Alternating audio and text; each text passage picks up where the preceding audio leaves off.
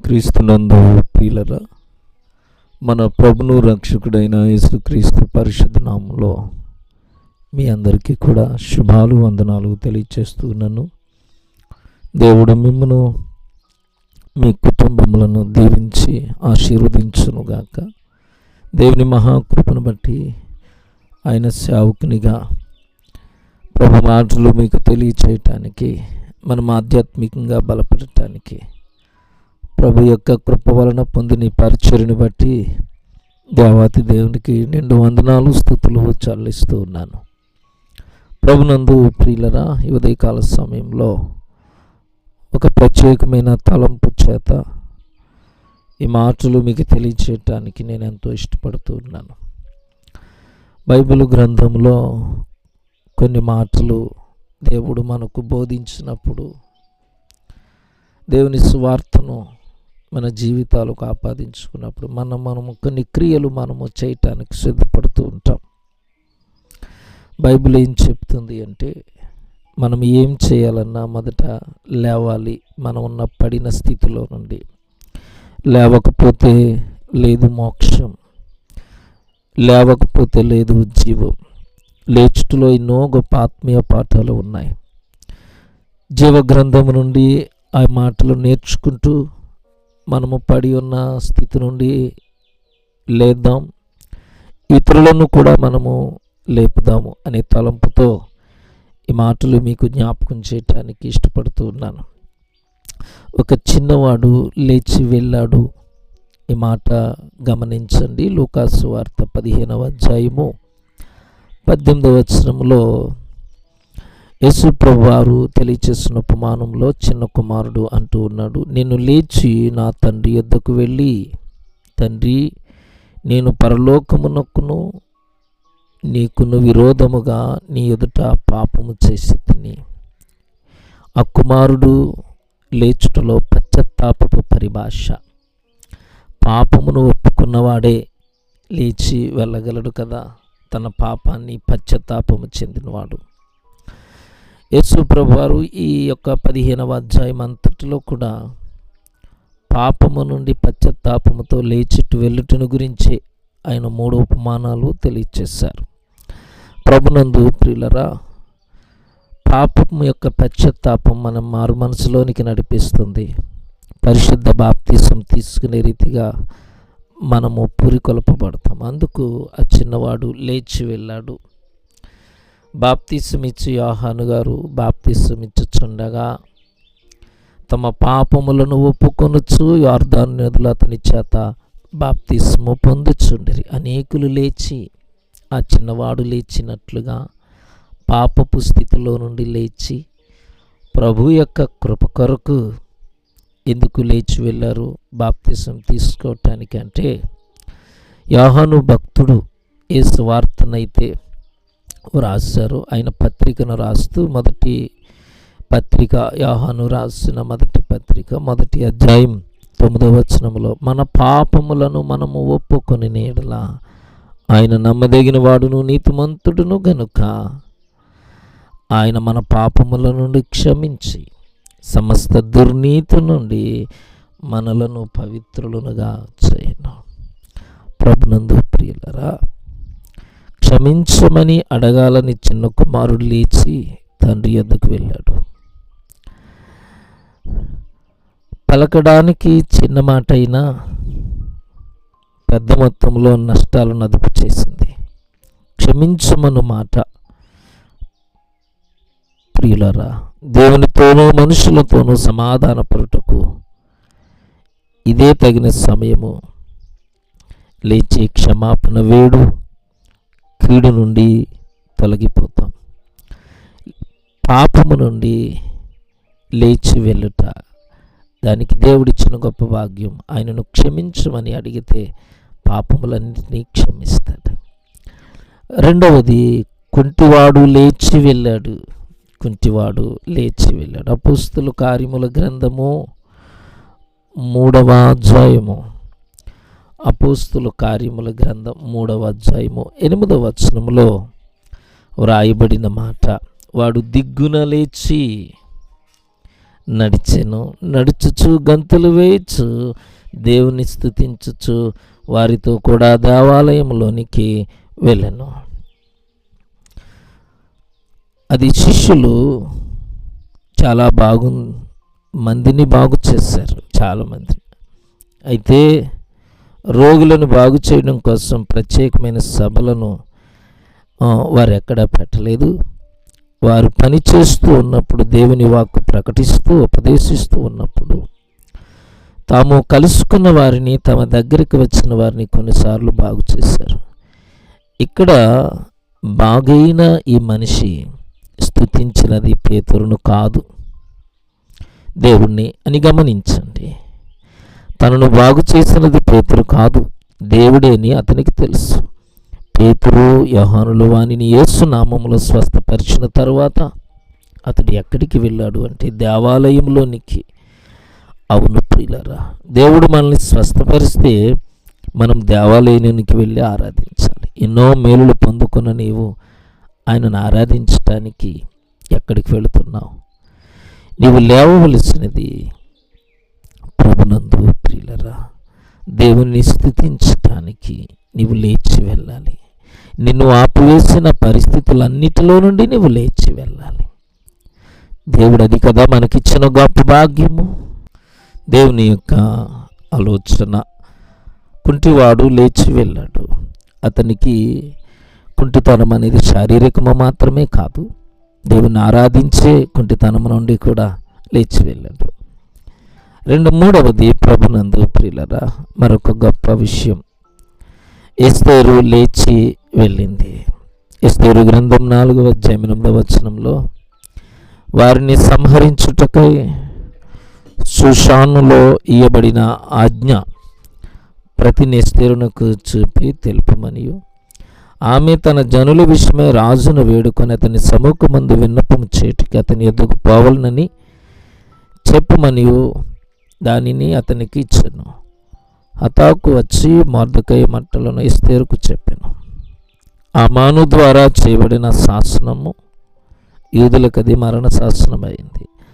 తన జనుల ప్రాణము కాపాడు నిమిత్తము శాసనాన్ని రద్దు చేయమని రాజు యొద్దకు లేచి వెళ్ళింది. ప్రభునందు ప్రియులరా,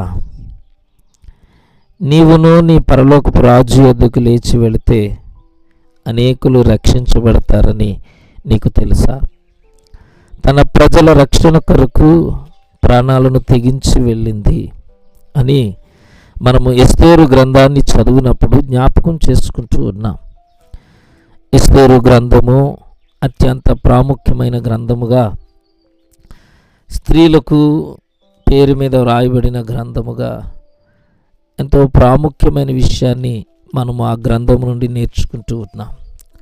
అయితే ప్రభునందు ప్రియులరా, మనము గమనించవలసిన విషయము, ఒక స్త్రీ తన ప్రజలను కాపాడే విషయంలో తను చేసిన ఘనమైన కార్యము, ఆమె వెళ్ళి రాజుని దగ్గర మనవి చేయటానికి, పరిస్థితి ఎలాంటిదైనా ఆమె లేచి వెళ్ళినట్లుగా మనము చూస్తూ ఉన్నాం.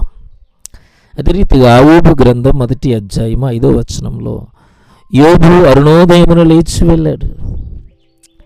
మనకు యోబు గురించి తెలుసు కదా, చదువుతాను. వారి విందు దినములు పూర్తి కాగా, అనగా బిడ్డలందరూ కలిసి కుటుంబాలతో విందులు పూర్తి కాగా, యోబు తన కుమారులు పాపము చేసి తమ హృదయములలో దేవుని దూషించురేమో అని వారిని పిలువనంపించి వారిని పవిత్రపరిచి అరుణోదయమున లేచి వారిలో ఒక్కొక్కని నిమిత్తమై దహన బలి అర్పించుచూ వచ్చెను.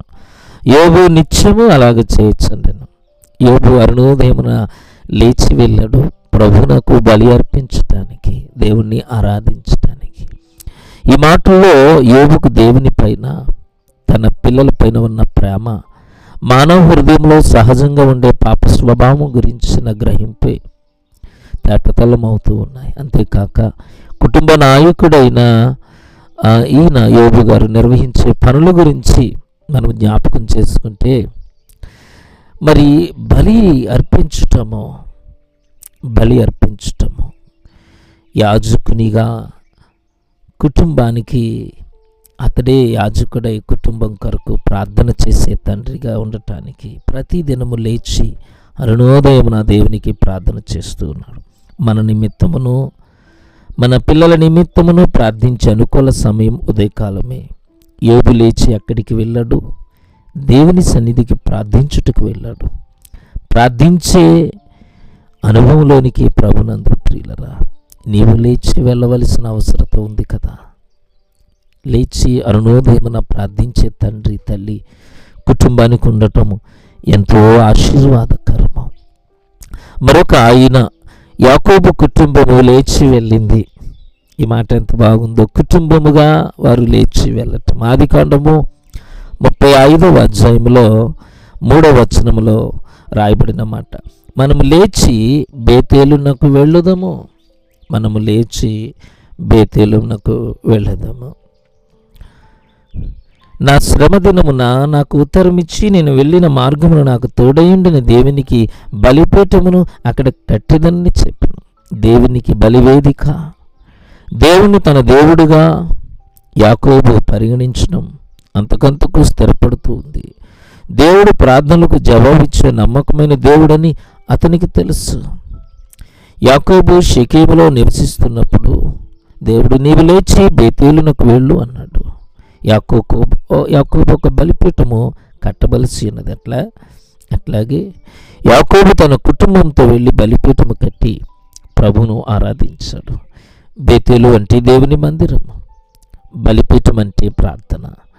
దేవుని మందిరంలో మనం ప్రార్థించుటకై కుటుంబంతో కలిసి లేచి వెళ్ళాలి. 6వది నెహెమీయా బృందం లేచి వెళ్ళింది. నెహెమీయా గ్రంథము 2వ అధ్యాయం 12వ వచనంలో, రాత్రి యందు నేనును నాతో కూడానున్న కొందరును లేచితిమి. యెరూషలేమును గూర్చి దేవుడు నా హృదయమందు పుట్టించిన ఆలోచనను ఎవరితోనైనా చెప్పలేదు.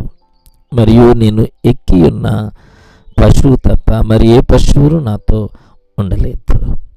2వ అధ్యాయం 12 నుండి 16 వచనం వరకు మాట్లాడకముందు, పని ఆరంభించకముందు అసలు చేయవలసినది ఏమిటో చూద్దామనుకున్నాడు నెహెమ్యా. ఈ 2వ అధ్యాయం 7-8 వచనాలతో మనం చదివితే, పాడైపోయిన శిథిలాలను చూడటానికి బృందంతో పాటు రాత్రివేళ నెహెమ్యా లేచి వెళ్ళాడు. మాట్లాడకముందు, పని ఆరంభించకముందు అసలు చేయవలసినది ఏమిటో చూద్దామనుకున్నాడు నెహెమ్యా. పరిచర్య చేసేందుకు, ప్రభు కార్యాలను చేసేందుకు ముందు ఏం చేయాలో ఎప్పుడైనా గమనించవా? దాని కొరకు లేచి ఇక్కడ ఏది అవసరమో దాన్ని గుర్తించే మనసులోనికి లేచి వెళ్ళావా? నెహెమ్యా బృందం లేచి వెళ్ళింది గోడను కట్టడానికి, పని ప్రారంభించడానికి ముందు. మన ఆలోచన ప్రభునందు ప్రియులరా అనాలోచితంగా ఉండకూడదు. దేవుని కార్యం కొరకు ఏది చేయాలో ప్రభు దగ్గర కనిపెట్టి పొందుకుని దాని కొరకు సిద్ధపడే మనసును మనం కలిగి ఉండాలి. చివరిగా మనల్ని దేవుడు లేచి రమ్మంటూ ఉన్నాడు. విలాప వాక్యముల గ్రంథం 2వ అధ్యాయం 19వ వచనంలో, నీవు లేచి రేయి మొదటి జామున మరపెట్టుము, నీళ్లు కుమ్మరించినట్లు ప్రభు సన్నిధిని నీ హృదయమును కుమ్మరించుము. నీ పసిపిల్లల ప్రాణము కొరకు నీ చేతులు ఆయన తట్టు ఎత్తుము. ప్రతి వీధి మగును ఆకలిగొని వారు మూర్ఛిల్లుచున్నారు. 19-22 వచనాల్లో యెరూషలేములో మరోసారి వ్యక్తిగతంగా మాట్లాడుతున్నట్టుంది. ఎందుకంటే ఇర్మియా అయితే నా కన్యలు యువకులు అన్న, నేను పెంచిన లాంటి పదాలు వాడుక కదా ఇర్మియా గ్రంథంలో మనం చూస్తాం.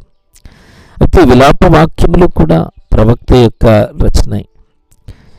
ఈ విలాప వాక్యములు 2వ అధ్యాయంలో, నీవు రేయి మొదటి జామును లేచి మొరపెట్టుము అంటూ ఉన్నాడు. రేయి మొదటి జాము అంటే ప్రభునందు ప్రియులారా అది కుటుంబ ప్రార్థనకు అనుకూలమైన సమయంలో నీవు లేవాలి అంటాడు. మరి వేకువజామున రేయి మొదటి జామున మనము లేచి ప్రభు పాద సన్నిధిలో బిడ్డల కొరకు, కుటుంబం కొరకు ఆ ప్రార్థన చేయగలిగిన మనస్సులోనికి మనము రాగలుగుతున్నామా? రావటానికి మొదట నీవు లేచి ప్రభు దగ్గరికి కుటుంబ క్షేమము కొరకు ప్రభునందు ప్రియులరా ప్రార్థించగలవా?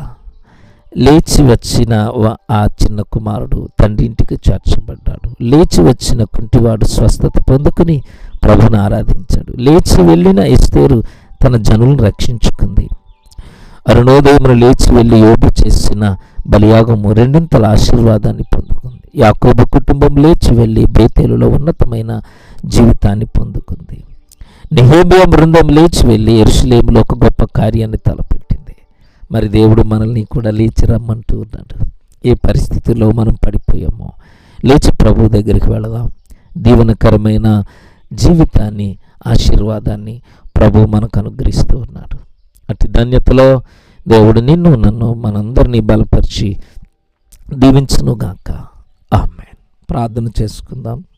కృప కలిగిన మా తండ్రి, పరిశుద్ధుడైన మా దేవా, నీ ఘనమైన పరిశుద్ధమైన నామానికి వందనాలు. నీ ప్రేమ చేత, నీ కృప చేత మమ్మల్ని బలపరిచి, నీ దివ్యమైన ఆలోచనల చేత మా ఆత్మీయతను, ప్రభు విశ్వాసాన్ని బలపరుస్తూ ఉన్నారు. మీకు వందనాలు. కుటుంబాలను, కుటుంబ జీవితాలను, కుటుంబ జీవనోపాధికి మీరు ఇచ్చిన ఉద్యోగ పనుల, వ్యాపారాలను, బిడ్డల చదువులను ఆశీర్వదించండి నాయన. మా జీవితం అంతా సంఘ పరిచరులకు దీవెనకరంగా, నీ నామానికి మహిమకరంగా ఉండుటకు మమ్మల్ని బలపరచండి. సంఘ కుటుంబాలను, సంఘ పరిచరును నీ నామ మహిమార్థమై దీవించి మేలు చేసి సమస్త మహిమగంతులు మీరు పొందుకోండి. ప్రభువా, అనారోగ్యంగా నా బిడ్డలను స్వస్థపరిచి నీ నామానికి మరింత మహిమ కలుగు రీతిగా గొప్ప ఆరోగ్యముతో దీవించమని యేసు నామాన్ని ప్రార్థించి వేడుకుంటున్నాము తండ్రి. ఆమేన్. మన పరమ తండ్రి అయిన దేవుని ప్రేమ, ఆయన కుమారుడైన యేసుక్రీస్తు కృప, పరిశుద్ధాత్మక అన్యోన్య సహవాసం మనందరకును సంఘ పరిచరులకు తోడైండును గాక. ఆమేన్, ఆమేన్, ఆమేన్.